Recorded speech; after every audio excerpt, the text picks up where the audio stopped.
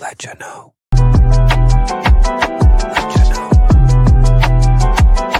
Let you know. Let you know.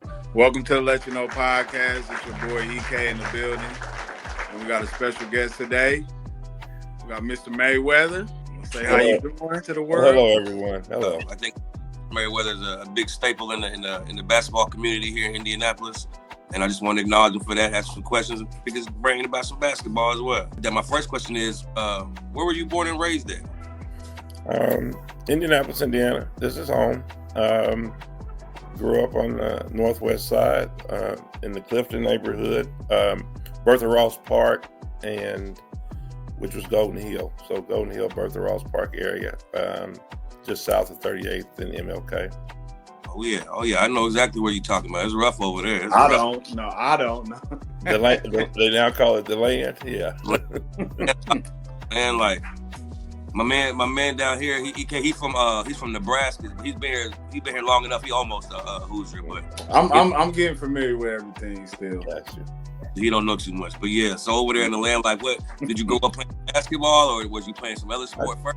No, it's pretty much basketball's been a staple in my family since 1955. That was before I was, born. My dad was on the Crispus Attucks, the first, all-black state championship team in the country. Crispus Attucks Tigers, 1955. Yes, sir. I heard your dad was a killer at Purdue as well. That's what I hear. Coach at Purdue told me that if I could beat him, then I could play. Right. My mother went to Purdue. She heard a lot about it. She said the same thing. Said he was super duper nice. So that's what's up. My next question is, if that's the thing, what got you into coaching basketball, and out of all things, women's basketball, especially before it was popular, really?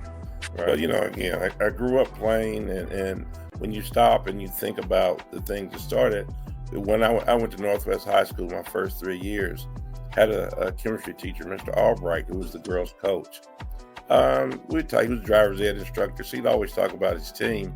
Never thought that would have anything to do with me coaching girls later. But once I graduated from the University of Indianapolis, I subbed I was a permanent sub at School 61. And my middle school teacher, science teacher, and high school coach, Mr. Whistler, asked me, would I coach the 7th grade girls team there? And so I was fresh out of college and teaching science, and I said, sure, I'll do that.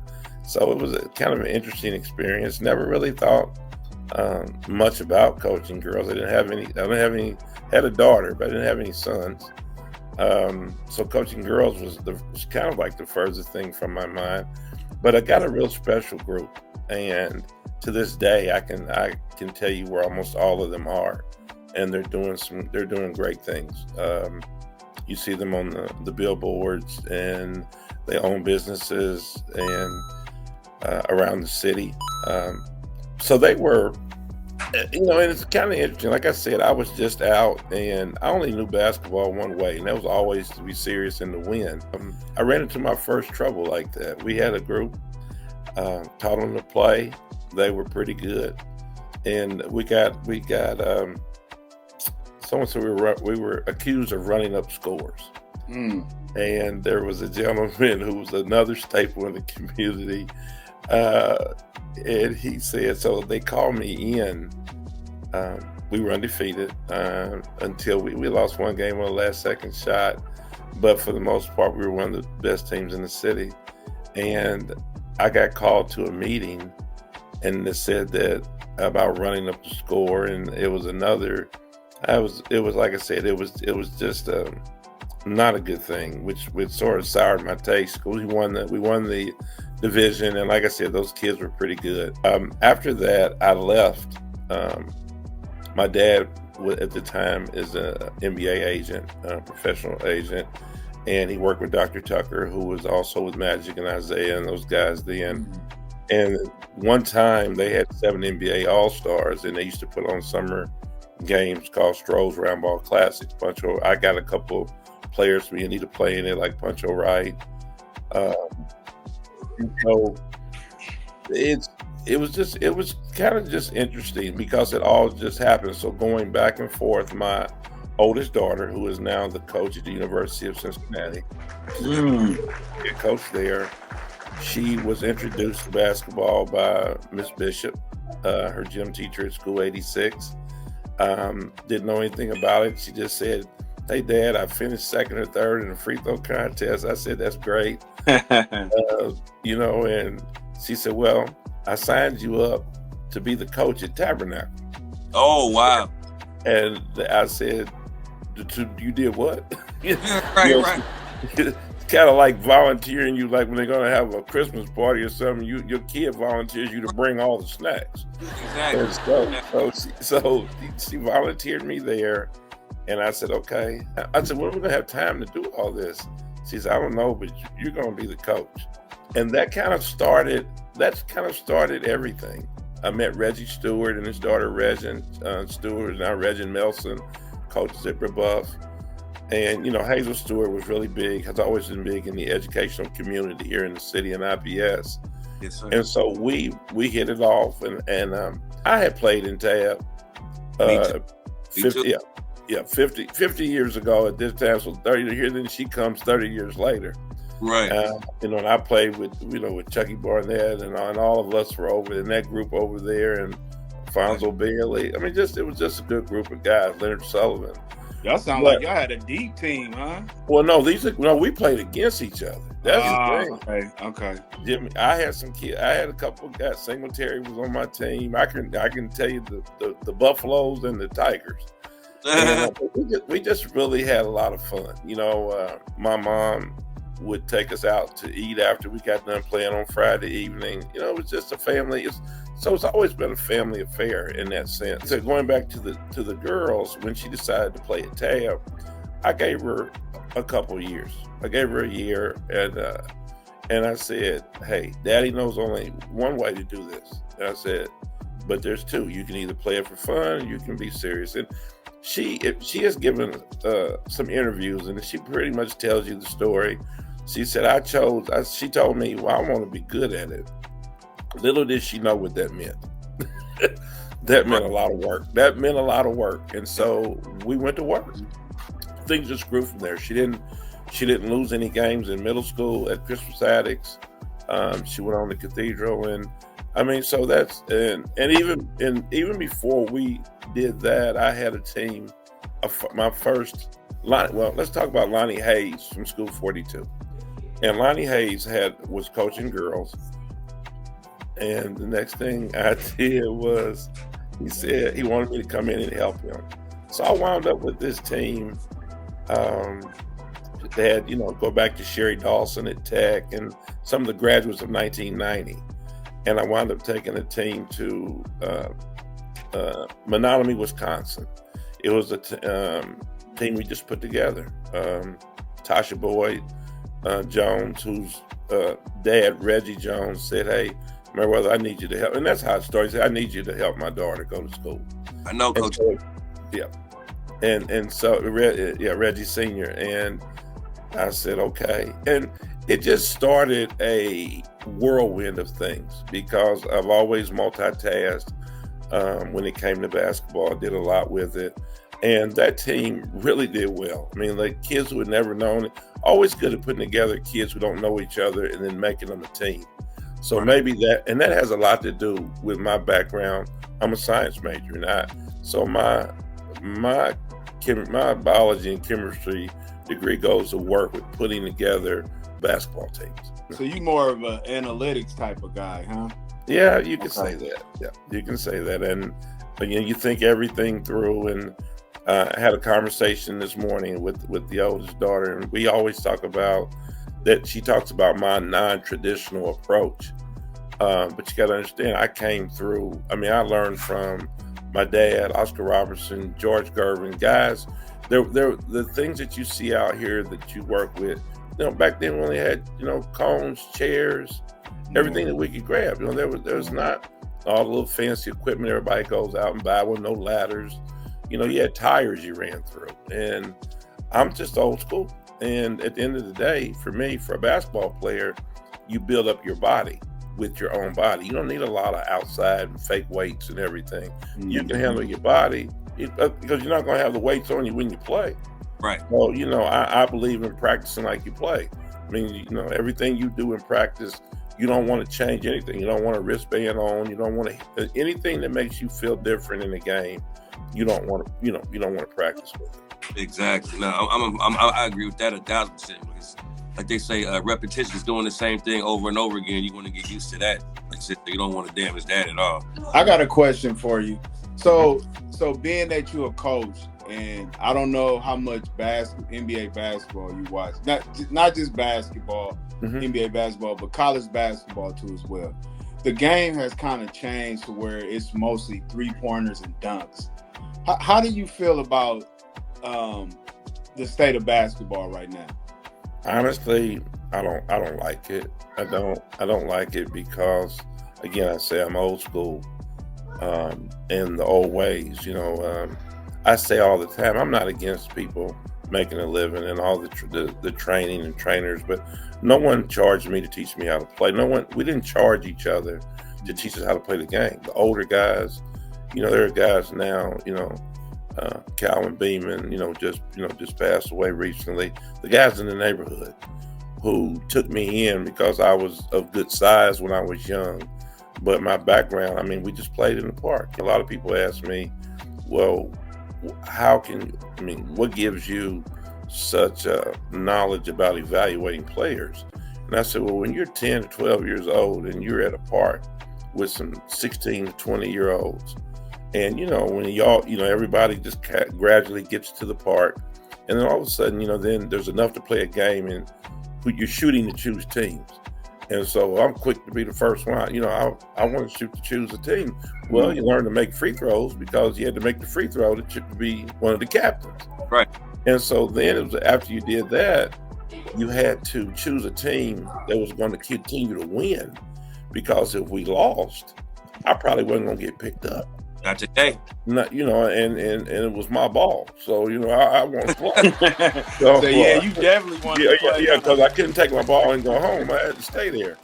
And so I learned, and I say this now when I do open gyms and I select captains. I do that in the workouts. And I tell them, remember now, don't pick a friend, pick to win. And so sometimes you don't have to have classes. Real life teach you how to do things. Yeah. And you don't have to go get certification or anything else like that. So I always contribute that to me being able to evaluate talent and players. And I like that too, because that, like you said, that goes down to like the basics of basketball. Like you said, the beginning of where it all started. It's, like you said, not too much technical, but you just learn and you see and you learn and you play. You learn different things. Like you said, I'm a fan of like what you were saying, going across not the same way as everybody else. I like coaches that think outside the box and do it a different way. I think those are the best ones. Might not be the most successful all the time because they usually don't stay around. Usually they get it up, they might make a mistake that people don't like, so they're usually gone. But the coaches that have the balls to do some stuff outside of the box, out of the ordinary, is, to me, a great thing. Well, he brought up coaching too, and I consider myself, more of a teacher than anything else. And again, I always have conversations with my daughters who are coaching, and my philosophies, and that some have passed on to them that they share, and you do. And for me, I always say coaching is overrated. It's just a title. For me, it's being able to talk about the analytical part, is to break down somebody's offense and defense and then counteract it. Like, let me watch your offense. Let me see these players who are on videos, and I can find a way to stop them or slow them down. And usually if you can disrupt an offense, they're so geared into it, they can't create on their own. If you can stop that offense, now they have some problems trying to score. I don't do anything but workouts but teach my kids how to score points. I came under Oscar Robertson, George Garvin, my dad. They scored points. And you're not going to win unless you score points. But yeah, you have to stop the other team. But if we can focus on stopping the other team, we get that done, we know we're going to score points on the other end. So on the analytics side, you said you got a science background, but you also got an old school background as far as coaching. What what do you lean towards more when it comes to actually making a decision? Like, say for instance, there's a key play in the game. Do you more so go with the analytics side, or do you go with the eye test? A little bit of both. The analytics side is what can I do? What is the team that I'm going against going to allow me to do?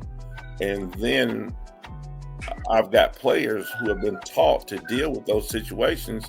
And so, like any last play, the eye thing you're saying is you can go to the hot player who's hitting, or you go to a player who normally can make that shot, at a particular time, at a particular place on the floor. A lot goes into it, and it has to be done quickly. It's a quick decision. But like I said, I've got a lot of background with it, and we usually come out on top. That's a fact. That's a fact here. One question, I know earlier you said that you guys, you said you would, when you were younger, they would take you out to eat and everything. You had that family type of vibe. Is that where you got the name for the team? Everything I do is just sort of interesting with the family. It's not, this is not a name like the Killers, the Ballers, the Punchers. My first 15 years in working in the school system, I was a behavior specialist, and meaning I did what they call now more in-school suspension, but I was giving the kids, if they were to want to say the problem kids of the school or the ones that were disruptive classes, and they would say to me, do you have a big family? You sound like you have a big family, Mr. Merriweather. And so I'm just doodling on the table. By this time, I had about 40 girls playing for me, about 3 or 4 teams, and just wrote down family, and it just stuck because it's always been it's more than a name. I always say that it's an ideal. It's the way we were brought up, meaning that in our neighborhood, you snuck out, the lady across the street told on you, you get whippings, and it's a thing where, like I tell people, if you see my child doing something wrong, then tell her she's wrong, and all she better say to you is yes ma'am, no ma'am, and hope you don't tell me that she did wrong. Right. And so we have gotten, and so the family concept is looking out after one another. If you follow my daughter's team at Cincinnati, she talks about the sisterhood, which is, again, like a neighborhood, like a family. You talk about Ubuntu, that a lot of people ask what that means, which is an African proverb that talks about they challenged some kids to go out one time into the land, and they hid things and told them whatever they could get, they find was theirs. But what they did was they banded together and they found the objects together.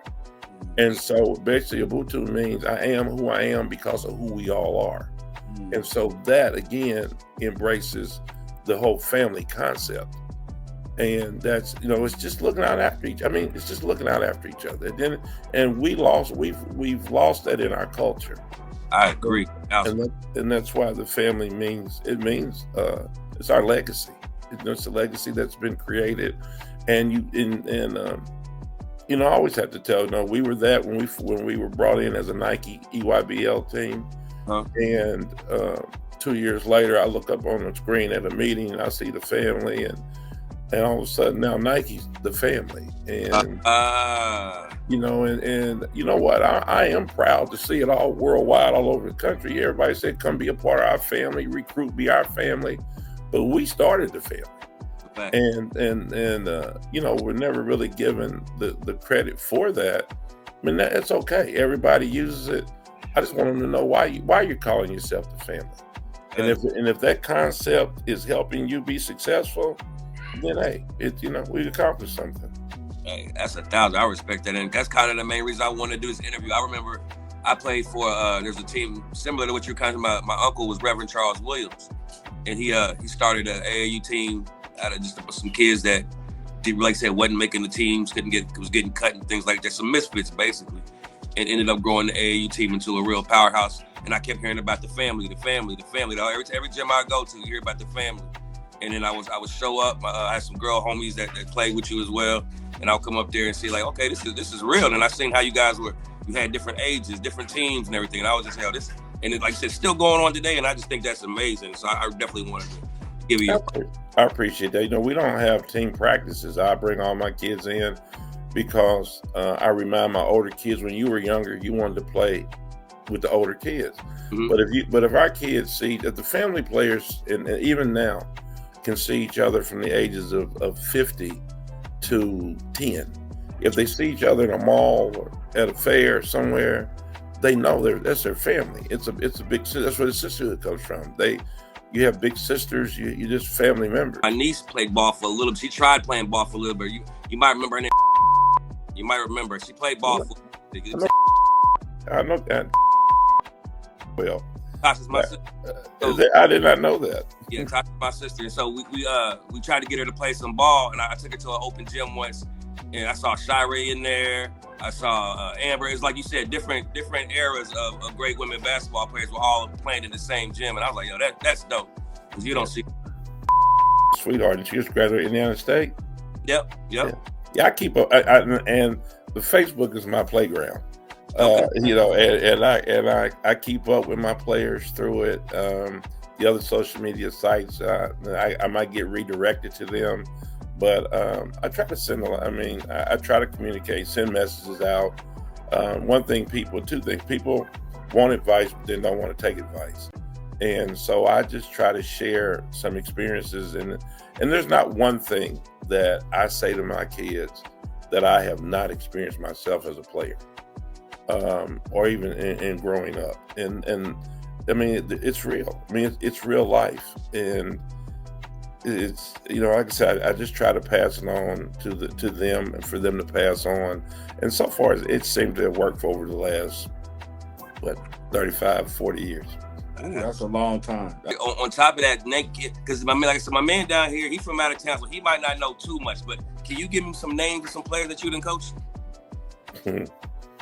Yeah, you know, you have to go to you start from anywhere from my daughter's group, and Ronita Whitfield has just started. If you go to Southfield, Michigan, she's getting ready to rebuild. Her and her husband, their Colemans, are getting ready to rebuild an old housing apartment complex there. There's really something great over in Southfield, Michigan. You can look it up, and they've gotten a large grant through to put that back. Tammy Douglas works with youth, disadvantaged youth and things. And just her team, you know, trainer Regin Melson works with the Fever and Tamika Catchings. Now that was, and then again, you go with each group, you have Sharika Webb, who played at Purdue, Cathedral, won state titles. That's right. And a few of my players have actually started to have their own clubs here. The names of the players you probably hear the most of are Shire Eli, who you said you saw, who now works out in Nike. Amber Harris, Tashia Phillips, who are getting ready to have their jerseys retired at Xavier University. Probably the best big combo ever in the state of Indiana, and probably one of the best in the country. Hands down. Yeah, and those two. And then the one who's still performing out here right now, you can't leave her out, Skylar Diggins. You know, and you know, Skylar is running the unrivaled. She's unrivaled. That's fact. Yeah, ain't they team still undefeated right now? I got to watch it for the first time. I keep up with it every now and then. You know, so her stepdad is my cousin. That's the Williamson's Fish Market family down here and so we're all, and that's another thing. All the girls, when I first started, I knew their fathers. I came up playing under their fathers. Mo Dawson, Derek Johnson, guys at Watkins Park, Dust Bowl guys. Their daughters played for me. And again, it was my way of giving back to what they gave me. And again, that's the whole concept of the family. And you hope it continues. You want us to keep looking out for each other. But Jackie Baptiste from South Bend, who won a couple of WNBA championships with Detroit. Like I said, I mean, you can just there are Latrice Crawford over at Purdue Polytech, who's doing great things. And she's a McMitchell, which you have to tell her family. You're talking about 13 brothers that came through Indianapolis that were great athletes. Me growing up, one of my favorite girls to watch play was Ashley Allen. Ashley Allen was tough to me. And that's Mo Dawson's daughter. And if you saw Mo Dawson shoot the ball, then you know where Ashley Allen got it from. Mo Mm. pull up from half court at Watkins Park. That's Ashley Allen do the same thing when we're in a national tournament up in DC. She's over by the bench. She said, I got this, coach. She did 40 footer, nothing but net, you know. And again, you know, so the most important, and I have to say this, is she went to wound up going to Ohio State. Indiana kids are taught to be very fundamental. Ashley Allen was probably forced to play out of position as a point guard when she probably was one of the best shooting guards in the country. You know, without Ben Davis, you know, she won the titles for Ben Davis. Me and my man was just talking about how the point guards, earlier we were talking about how the point guards of today and yesteryear are two different responsibilities where, like you said, she would, in this era, she would be a scoring point guard and would take over. But in that era, it was just a different responsibility that you had as a point guard, whether you could score or not. Ashley Allen's probably one of the purest shooters that, you know, Indiana has seen. You look at her like you look at James Blackman when he was in high school. And sometimes when those kids go to college, I mean, all you have to do is, and I don't like to say the wrong college, you get a degree, you know, that's what you go for. But sometimes careers are changed by coaches. That's a fact. And that's not saying the coach is bad, it's just their way. And that's why it's so important that when I don't tell kids where to go to school, I'll just tell them what I know about a school. It's up to them and the parents to make that decision. I don't like to tell anybody where to go and where not to go. I just hope they choose the right place to go, because you've only got 4 or 5 years to play the game while you're trying to get your degree. Right. And it doesn't matter what level you are. It's just you want to have a great college career and have fun while you're in school. And you don't want school, though. You don't want it to be the last place that you have bad memories of.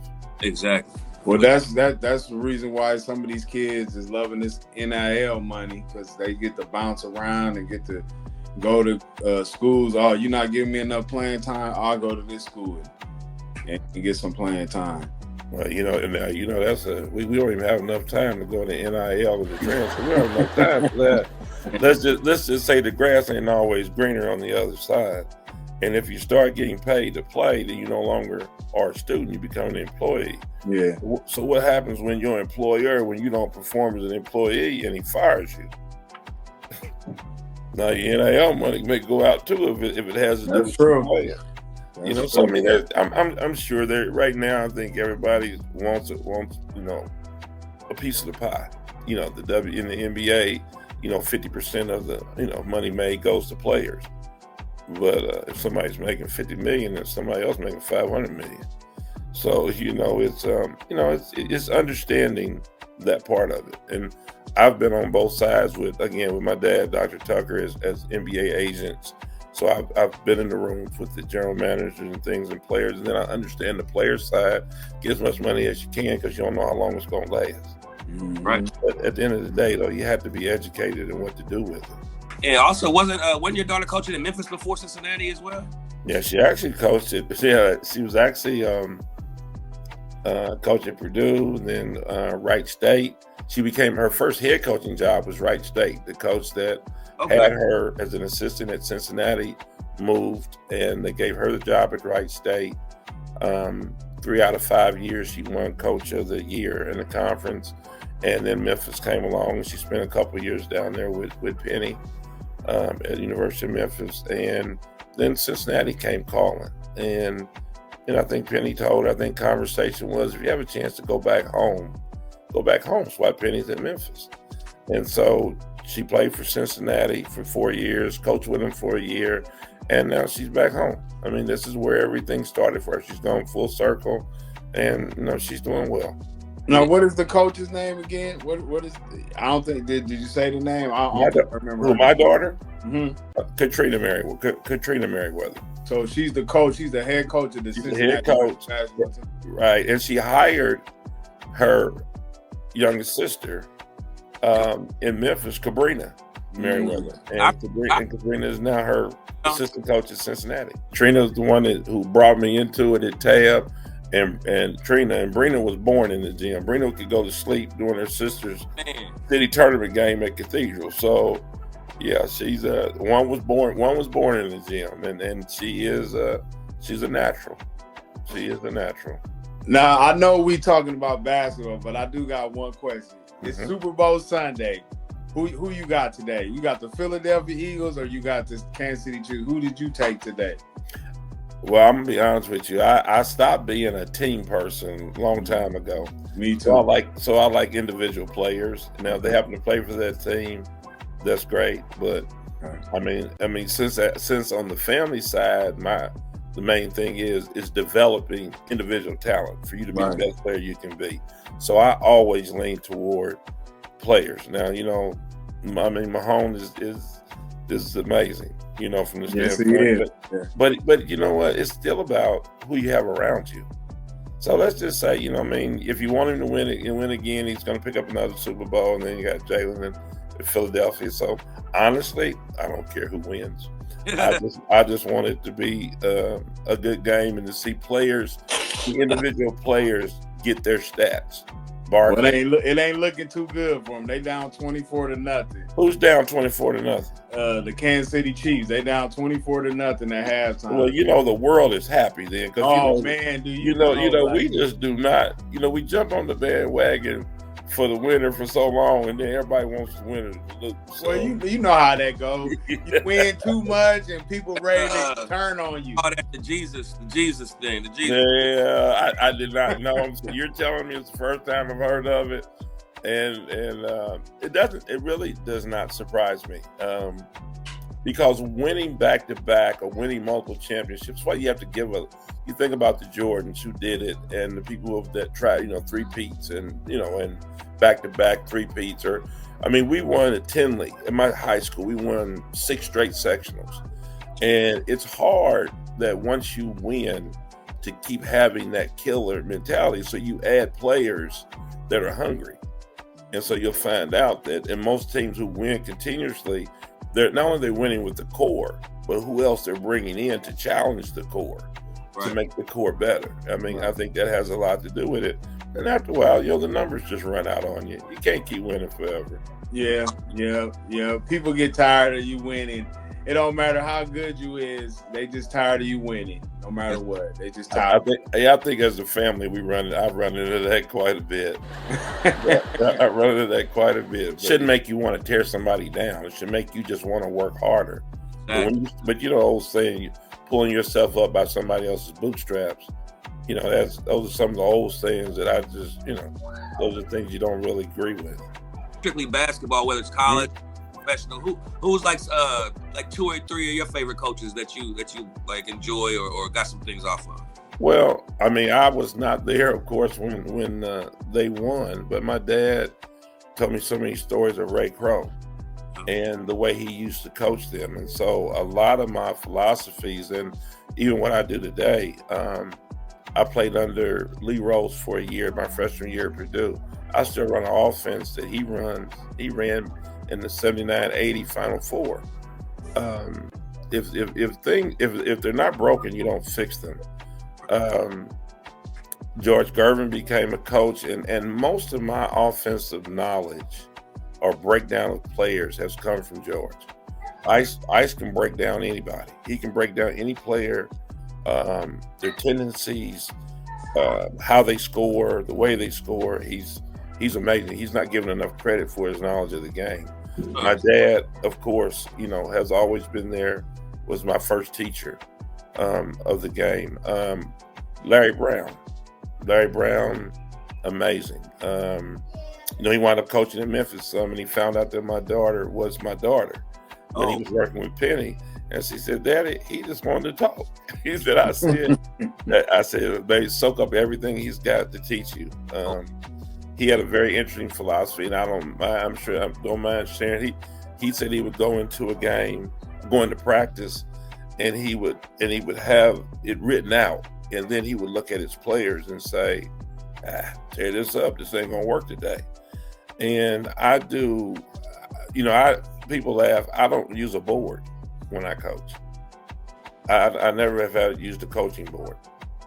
So it's all up here, huh? It's all memorization. All up here, and and we're having this conversation. I'm a verbal person, and my principals used to tell me all the time as a teacher, you do too much verbal teaching. I said, well, I tell you what, when I put it on the board, they don't get it.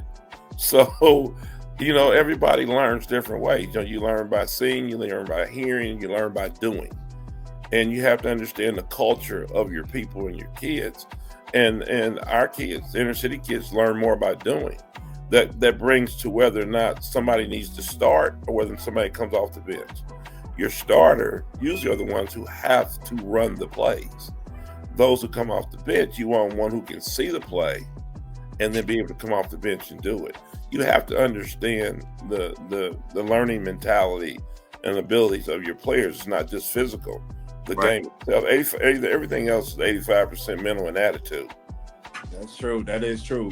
So I got a question for you. So being that you the coach, what position you feel like is the most important to build a starting five? Interesting. I think the best player on the court is your small forward. And then you think about those players and who they are, from Julius Erving to George Gervin to Michael Jordan to LeBron, even with his size. Oscar Robertson once said the worst thing ever done in basketball was putting positions in the game. If you're a basketball player, you're a basketball player. But going back to that wing, that small forward, he can handle. Remember there was Presley, who they called a point forward one time. Handle the ball, but your small forward is, they're a good ball handler. They can start the offense. They usually should be one of your better shooters. They should be able to be one of your better defenders because they're usually long and lanky. And then they're your rebounders. So I think your small forward is your best player on the team. If you think about it, they're also the ones who sell the most shoes. That's interesting, though. You know what? I didn't even think. Nobody buys a big man. Nobody buys a Jabbar shoe or a Greg Oden shoe, or you don't buy a big shoe. You buy Shaqs at Walmart. That's probably because he bought Walmart. But anyway, yeah, but to start a team, give me a point guard. Yeah. Give me a point guard. Give me the point guard that you can't press. I used to coach, when I coached the guys in the summertime peace games, there was a kid up at Watkins that could dribble through an entire team. Give me a point guard that can handle the ball, that you can't take the ball from, that's not afraid to handle the ball. Give me that one to start it. Give me a shooter that can knock it down from anywhere. Give me that small forward who can create. Give me that power forward that backs up everybody, and that center who dominates the post. But again, you start a team with a Magic Johnson because he has all of those. Look at this Oscar Robertson. Look at the size of them. They're guards, but they're big guards. They can rebound. Magic start coming down the court full speed. You mess around, he's dribbling, all of a sudden he hits the paint, and then that 6'9" frame raises up on you, and you're done. It's over with. So you've seen a lot of basketball. Who do you think is the best point guard you ever seen? Again, different eras, different. I love Isaiah Thomas, the leadership and how tough Zeke was. Pound for pound, Zeke is a tremendous point guard.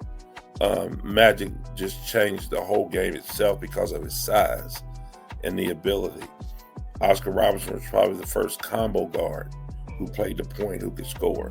So when I think about those three players, when you say guard, if you want to talk about guards or point guards, look at them. I mean, you can talk about the Iversons and those guys who are, tremendous athletes, and even like Morant, who's unbelievable athletically.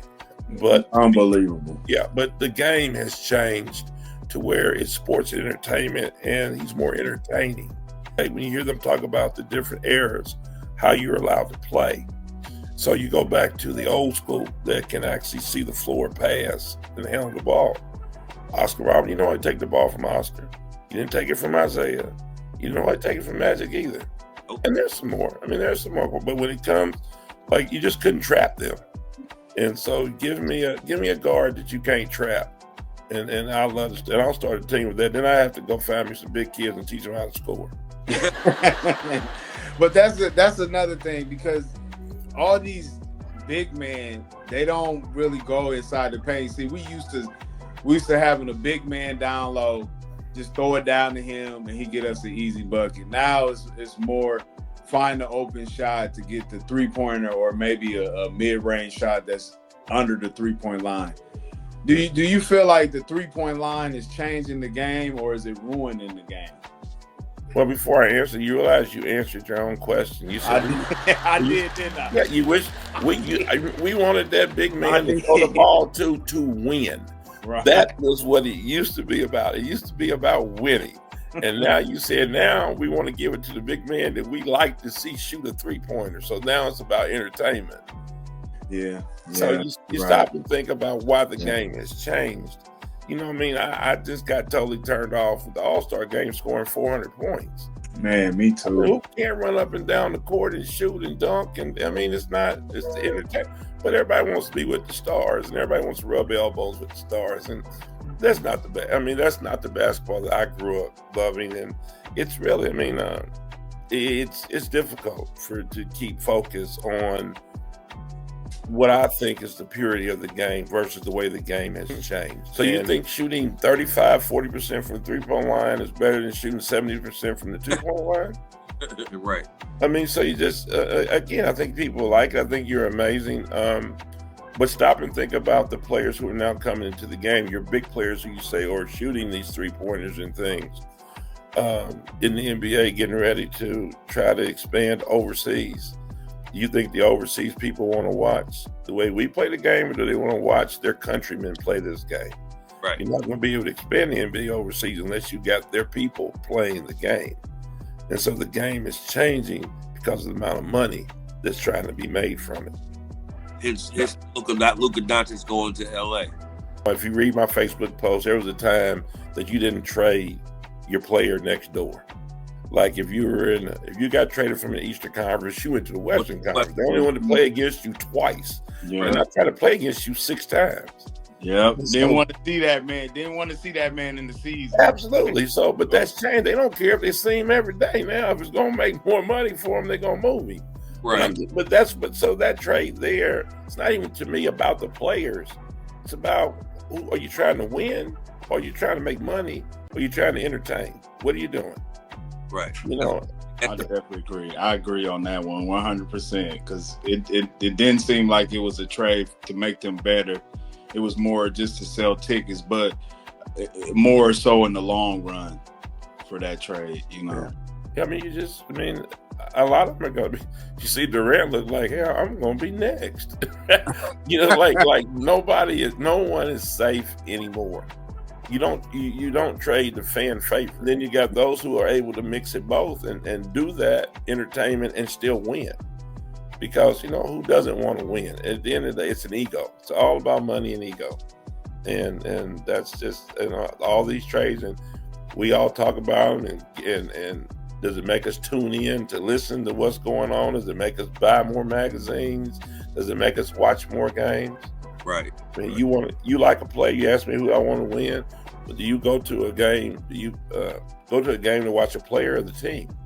Then you spend $200 for a ticket to see a player, and then he decided that morning he don't want to play because he's tired. Right. Now you go get your $200 back for the ticket you spent to go. Nope, you're not. No, you're not. Yeah. That's what the game is becoming. And I'd rather watch highlights. And I actually like to see, to me, what I do it for is if I'm going to teach kids to continue to play this game, I like to see what's working. And that's the analytical part. And then you copy that, and then you teach your player how to do it. I'd like to say that they took the strategy out the game. They took the strategy out to where it's just, whoever makes the most 3-pointers wins, basically. Everybody runs the same offense. It's easy to be a coach. You said that before. It's easy to switch teams. Yeah. If you're running one in, 4 out, or 5 out, I helped coach an 8th grade middle school team over in New Augusta, Napa and Pike Township. We're undefeated. And you get down to it and you say 5 out, and everybody just looks all weird, but your kids spread out because you're playing man. Now it's one-on-one. Yep. And if you've got a great one-on-one player, you're going to score. Simple as that. Yeah, so it's not hard. It's not hard to do, and it's not hard to switch teams or go play with different people. If everybody's running the same offense, you just got to figure out what your position is, and then you run the offense. You just can't change it that much. You just can't change the game that much. I'm with you. They said running the same offense and playing the exact same way. The individuality of the players don't even stand out no more. Everybody kind of the same exact player doing the exact same moves. It's like they all got the same trainer. Yeah. I'm a shooting coach more than anything else, offense. And I don't, like once you change your muscular structure in your shoulders and arms, you're going to change your shot. Now, I'm all for building up legs and strength for if you want to jump, run fast, and the rest of it. But I just want my arms strong enough to where I can shoot with ease, and I don't change my form. So, I mean, I'm not an advocate for weights that much, but they have to be stronger. But push-ups used to do it for us. We did 100 push-ups, and your arms were strong. We did 100 sit-ups, and your core was strong. You run and jump all the time. You run through the house and touch the ceiling, or every time you see a branch. I mean, that's all we did. That's all we did. That's it. Like building a basketball player now. You're just building them. And like Coach said earlier, a lot of times, like we talk about, I don't like the term two-way basketball player. That's just the basketball player. Like everybody's supposed to play two. Everybody plays offense and defense. Now everybody's a specialist. You just here to shoot a three-pointer, or you just here to set a pick and go catch an alley-oop. Everybody don't have the same responsibilities. You're just a one-dimensional player. Sounds like a designated hitter in baseball to me. Yeah, that's what it do sound like. I just put you in the hit.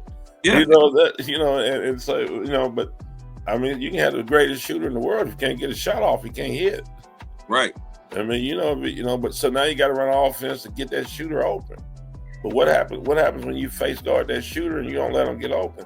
That's why I have tremendous respect for players who do score lots of points, like average 25, 30 points a game. They have to be in great shape because you try to have different strategies. Coach, say that one more time, that part you just said. To average that many points, you got to be in what? You have to be in tremendous shape. Okay.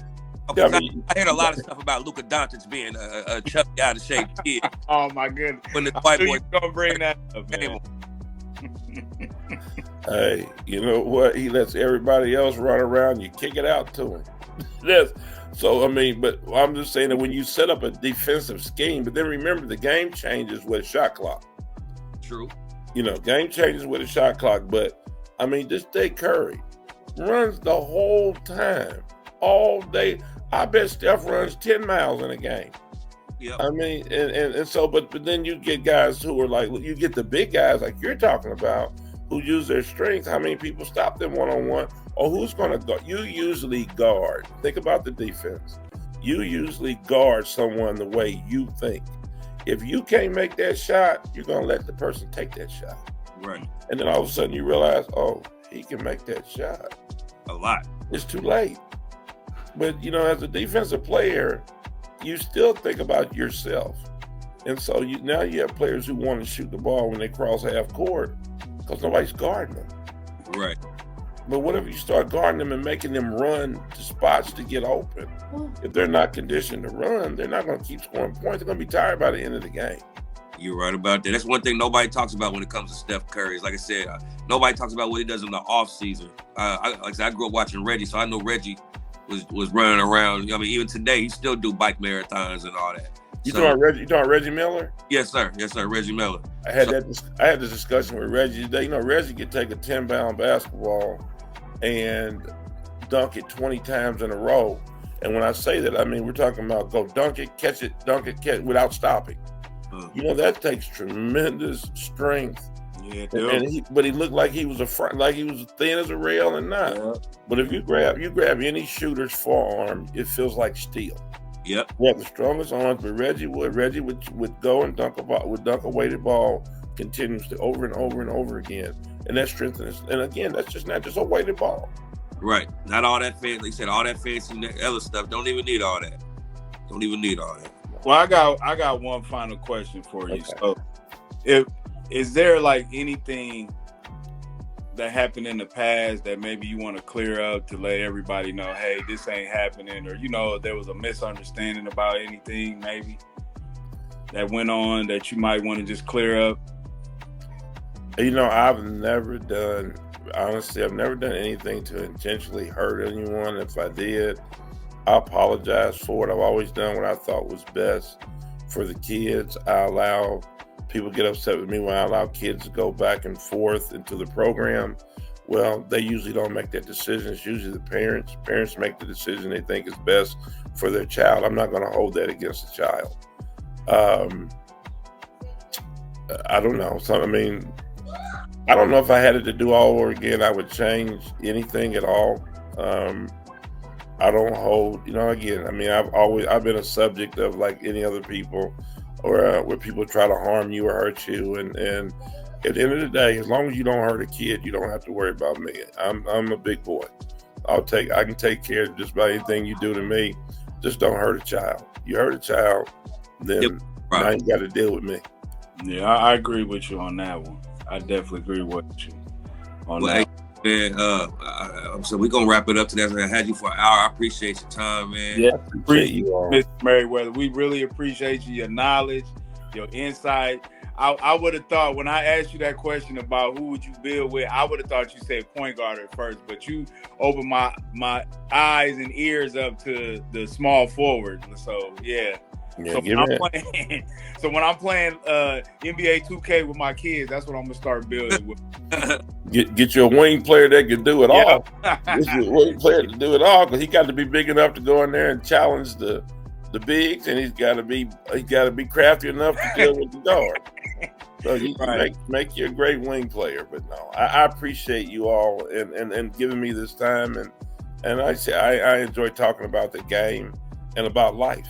Yes, sir. Because to me, basketball is about life. I teach life skills through this game. My daughter says, "Daddy, do you have an analogy for everything that's basketball?" Absolutely. If you have a weakness in one thing and strong in another, then you work on the weak thing. So, it's all about life. At the end of the day, that's what it is. And we don't have a long time.